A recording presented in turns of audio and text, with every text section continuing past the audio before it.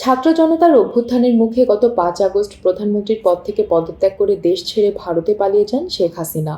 টানা ২ মাস সেখানে অবস্থান শেষে গুঞ্জন ছড়ায় ভারত ছেড়ে আরব আমিরাতে পাড়ি জমিয়েছেন তিনি। শেখ হাসিনার ভারত ছাড়ার খবরে দেশে যখন চলছে আলোচনা, ঠিক তখনই বিষয়টি নিয়ে মুখ খুললেন তার ছেলে সজীব ওয়াজেদ জয়।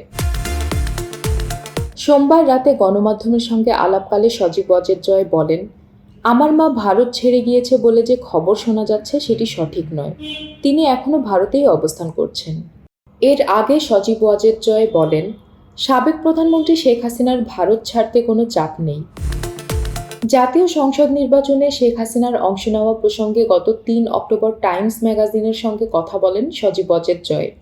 জাতীয় নির্বাচনে শেখ হাসিনার অংশগ্রহণের বিষয়ে তিনি বলেন, তার মা নির্বাচনে লড়বেন কিনা এই বিষয়ে এখনো কোনো সিদ্ধান্ত হয়নি। নির্বাচনে নিজের অংশগ্রহণের বিষয়ে কোনো সিদ্ধান্ত নেননি জানিয়ে জয় বলেন, আমার কখনোই রাজনৈতিক উচ্চাকাঙ্ক্ষা ছিল না, কিন্তু বর্তমান পরিস্থিতিতে কে জানে, আমি এখনো কোনো সিদ্ধান্ত নেইনি।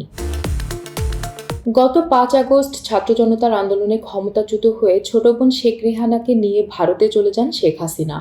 বাংলাদেশের সামরিক বাহিনীর একটি বিমানে দিল্লির কাছে গাজিয়াবাদের হিন্দন বিমান ঘাঁটিতে অবতরণ করেন তারা। এরপর থেকে তারা কোথায় আছেন তা আর জানা যায়নি। এদিকে শেখ হাসিনার সঙ্গে থাকা কূটনৈতিক পাসপোর্টও বাতিল করে দিয়েছে অন্তর্বর্তী সরকার। এ ধরনের পাসপোর্টধারীরা ভিসা ছাড়া ভারতে ৪৫ দিন বৈধভাবে থাকতে পারেন, কিন্তু শেখ হাসিনা প্রায় ২ মাস ধরে ভারতে অবস্থান করছেন।